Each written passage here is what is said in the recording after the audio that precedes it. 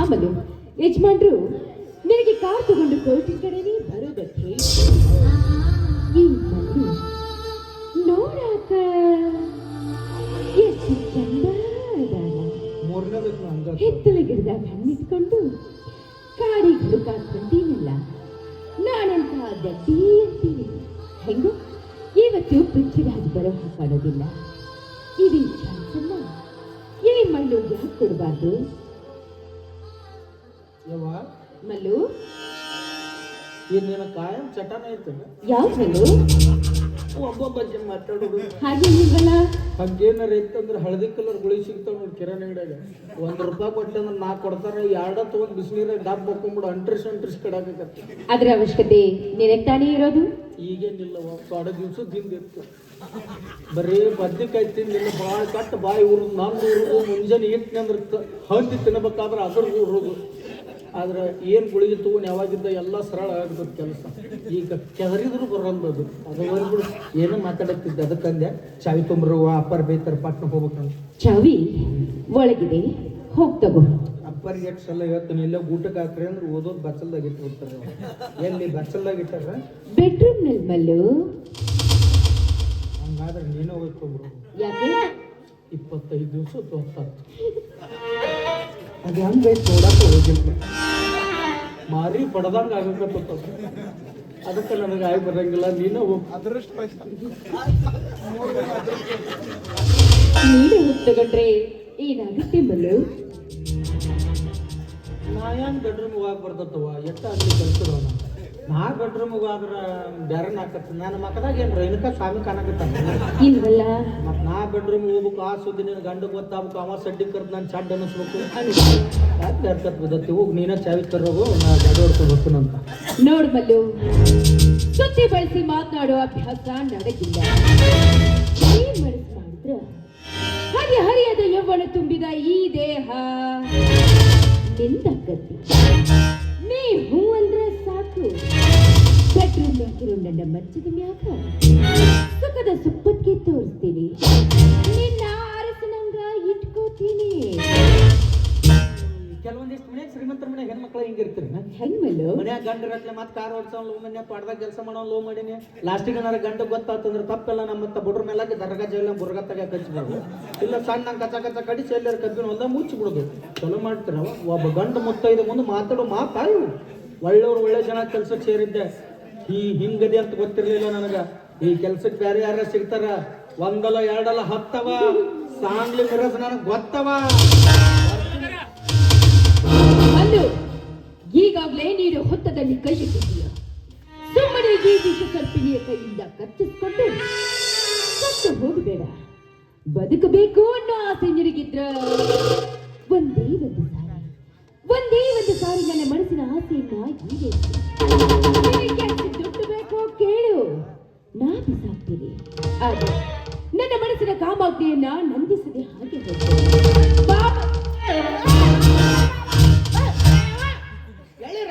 ತನಕಿಟ್ಕೊಂತೀನಿ. ಅದನ್ನು ಹಂಗ ನೆಗೆ ಹೋಗುತ್ತೀನಿ. ನಾನು ಹಂಗ ಸಾಕಾಡ್ತಿ. ಜಿಮ್ಮಿಗೆ ಹೋಗಿ ಎಲ್ಲ ಕೊಳ್ಳ ಸಿಲಿಂಗ್ ಅಂತ ಹಾಕಿದ್ಲೆ ಬೇಕಾದ್ರೆ ನಾನು ತಾಳಿ ಮಾಡಿ ಕಟ್ಟಾರ ನಮ್ಗೆ ಬಾಳೆ ಮಾಡ್ಕೊಂಡು ತಿನ್ನಕ್ಕೆ ಏನು ಅಳಗ ನಿನಗೆ. ಇನ್ನು ಸಣ್ಣ ದಾರದ್ಲಿ ಆದ್ರೆ ಪಾಟ್ನ ಕತ್ಕರಿಸಿ ಅಂತ ಹೇಳಿ ಇಟ್ಟು ದಮ್ಮ ಅಂತ ಕಟ್ಟಾರ.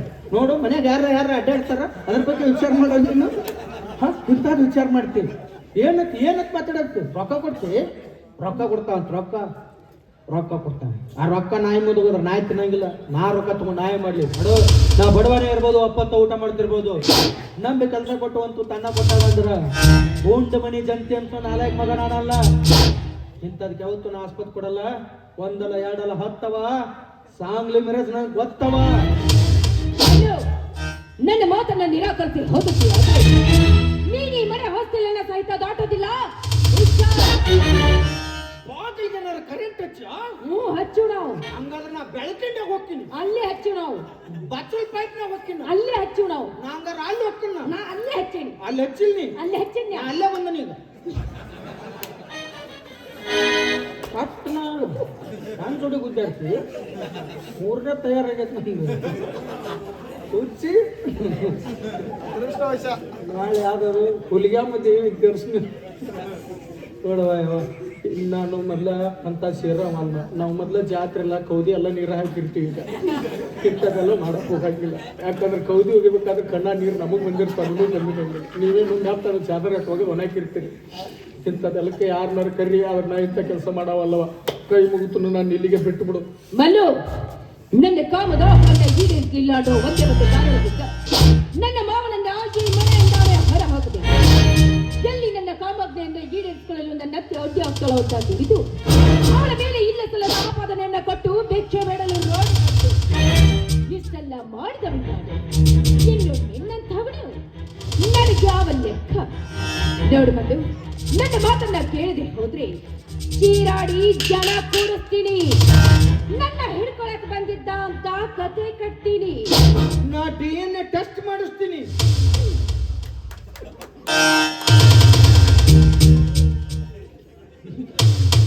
ಹಂಗ ಬಿಡ್ತಾನ ತಿಳಿದ. ನಿಮ್ಮ ಅತ್ತಿ ನಿಮ್ಮ ಅವನು ಹೊರಗೆ ಹಾಕಿದಂಗಲ್ಲ ನಾನು ಹೊರಗೆ ಹಾಕೋದು. ಅವರು ನಿಮ್ಮ ಅತ್ತಿ ನಿಮ್ಮ ಅವ್ರು ಹೊರಗೆ ಹಾಕಿರ್ಬೋದು. ನಾವೇನ್ರಿ ದುಡ್ಕೊಂತೀನವ್ರು, ದುಡ್ಕೊಂತೀನವ್ರು. ಈ ಮನೆ ಆದ್ರೂ ಅಷ್ಟೇ, ಮತ್ತೊಂದು ಮನೆ ಆದ್ರೂ ಅಷ್ಟೇ. ಈ ಮನೆ ಹೆಗಲ ಮೇಲೆ, ಮುಂದಿನ ಮನೆ ತಲೆ ಮೇಲೆ. ದುಡ್ಕೊಂತೀನವ್ರ ಜೋಡಿ ಗೊತ್ತಾಡ್ಬೇಡ. ಒಂದಲ್ಲ ಎರಡಲ್ಲ ಹತ್ತವ. ನಮ್ದು ಕ್ಲೋಸರ್ ಚಾಲೂ ಮಾಡ್ಯಾರ. ನಾವು 15 ಮಂದಿ ಆಗಿವು.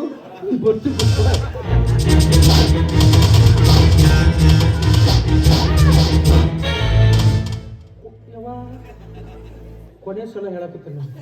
ನಮ್ಮ ಅಪ್ಪ ಒಂದು ಮಾತು ಹೇಳೋಣ. ಏನತ್ತ? ಗಂಡ್ ಸತ್ತ ಉಡ್ಸಿನಿ ಅಂದ್ಮೇಲೆ ದುಡ್ದು ಬೆಮರು ಸುರಿಸು, ಇನ್ನೊಬ್ರು ಹೆಂಡ್ರ ನೋಡಿ ಚೊಲ್ಲು ಸುರಿಸ್ಬೇಡ ಅಂತ ಹೇಳ. ನೋಡು, 3ನೇದು ಬಿಟ್ಟು 4 ಆಗ್ಲಿ, ಆದ್ರೆ ಇಂಥ ಕೆಲಸ ಮಾಡೋ ನಾನಲ್ಲ. ಆಯಲ್ಲಿ 7 ದಿನ ಪೇಪರ್ನಾಗ ಟಿವ್ಯಾಗ ಬರಕ್ ಹೋಗಿ ಅಂತ ಕಟ್ಟಡ ಕೆಲಸ ಮಾಡಂಗಿಲ್ಲ. ಬರ್ತೀನಿ. ಗುಡ್ ಬಾಯ್.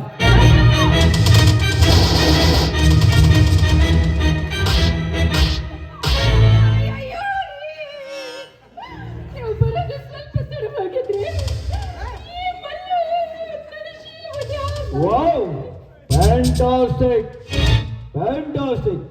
ಈ ನಿನ್ನ ಕಾಮ ಚಪಲತೆಯ ನಟನನ್ನು ಕಂಡು ಆಸ್ಕರ ಪ್ರಶಸ್ತಿ ಕೊಡಬೇಕಾಯ್ತೇನೆ.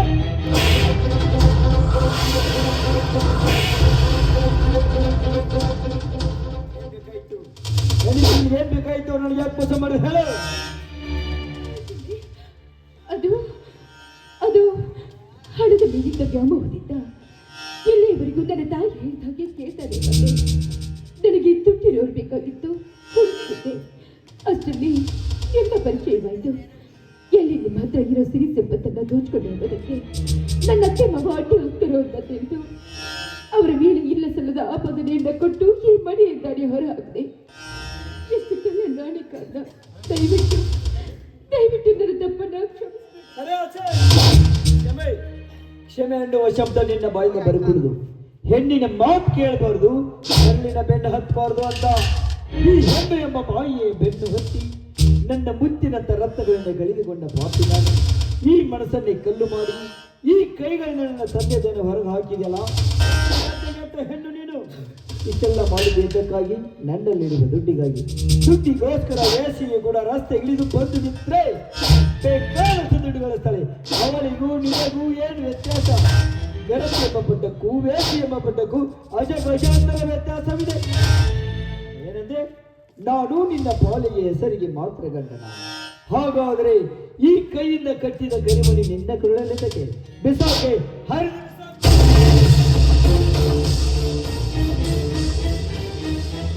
ತಾಳಿ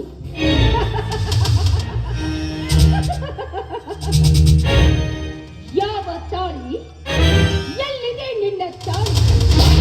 ನಿನಗೆ ನನ್ನ ಅಂಗ ಸುಖ ಬೇಕಾಗಿತ್ತು. ಅದಕ್ಕೆ ನನ್ನ ರಿಜಿಸ್ಟರ್ ಆಫೀಸ್ಗೆ ಕರ್ಕೊಂಡು ಹೋದೆ. 2 ಸಹಿ ಮಾಡಿದೆ, ಮಾಲಿ ಬದಲಾಯಿಸಿದೆ, ಕರ್ಕೊಂಡು ಬಂದೆ. ಅಂದಮೇಲೆ ಈ ಕರಿಮಣಿಯ ಮಾಲೀಕ ನೀನಾಗೋದಕ್ಕೆ ಹೇಗ ಸಾಧ್ಯ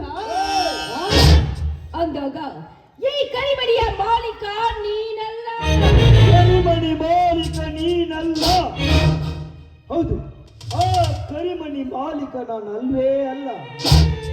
ಧರ್ಮೇಚ್ಛ, ಅರ್ಥೇಚ್ಛ, ಕಾಮೇಚ್ಛ, ನಾಥೇಚ್ಛರಾಮಿ ಎಂದು ಈ ಸಮಾಜದ ಗುರಿ ಹಿರಿಯರ ಮುಂದೆ, ತಂದೆ ತಾಯಿಯ ಮುಂದೆ, ಬಂಧು ಬಳಗದ ಮುಂದೆ ಸಪ್ತಪದಿ ತಿಳಿದು ಅಗ್ನಿ ಸಾಕ್ಷಿಯಾಗಿ ನಿನ್ನ ಕೊರಳಿಗೆ ತಾಳಿ ಕಟ್ಟಿದ್ದಾರೆ. ಆ ಕರಿಮನಿ ಮಾಲೀಕ ನಾನಾಗುತ್ತಿದ್ದೆ. ನಿನ್ನ ದೇಹದ ಸೌಂದರ್ಯಕ್ಕೆ ಬೆರಗಾಗಿ ನಿನ್ನ ಕಲಿಕೆಯ ಮಾತನ್ನು ಕಲಿತು ರಿಜಿಸ್ಟರ್ ಆಫೀಸ್ಗೆ ಹೋಗಿ ಒಂದೇ ಒಂದು ಹೂವಿನ ಹಾರ ಹಾಕೊಂಡು ಇವಳು ನನ್ನ ಹೆಂಡತಿ ಅಂತ ಈ ಮನೆಗೆ ಕರೆದುಕೊಂಡು ಬಂದೆ.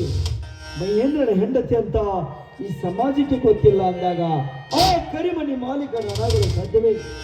ನನಗೆ ಇವಾಗ ಅರ್ಥವಾಯಿತು. ಪ್ರೀತಿ ಪ್ರೇಮ ಅಂತ ಬಿಟ್ಟು ತಂದೆ ತಾಯಿ ಬಂಧು ಬಳಗ ಗುರು ಹಿರಿಯರು ನಿಶ್ಚಯ ಮಾಡಿದ ಕಣ್ಣನ್ನು ನಾನು ಮದುವೆ ಮಾಡಿಕೊಂಡಿದ್ರೆ ಈ ನನ್ನ ಮನೆ ಬಂಗಾರವಾಗಿ ನಿಂತು. ಹೆಣ್ಣಿನ ಮನಸ್ಸು ಹೂವಿನಂತೆ ಇರಬೇಕು ವಿನಃ ವಿಷ ತುಂಬಿದ ಹಾವಿನಂತೆ ಇರಬಾರದು. ಮೋಸ ಮಾಡಿದೆಯಲ್ಲ, ನಾನು ಸುಮ್ಮನೆ ಬಿಡ್ತೇನೆ ಕೂಡ ಬರೋಕ್ ಸಾಧ್ಯನೇ ಇಲ್ಲ. ನನ್ನ ತಂದೆ ತಾಯಿಗೆ ನಾನು ಹುಡುಕ್ತೇನೆ, ಜಮೆ ಕಳಿಸ್ತೀನಿ. ಅನಂತರ ಹೇಳ ಕಥೆಯನ್ನು ನಾನು ನಾನೇ ಮುಗಿಸ್ತೀನಿ. ನಾನು ಬರೋರಿಗೆ ಮನೆಗಳು ಜೋಪಾನ ಮನೆ ಬಗ್ಗೆ ಆಯ್ತು.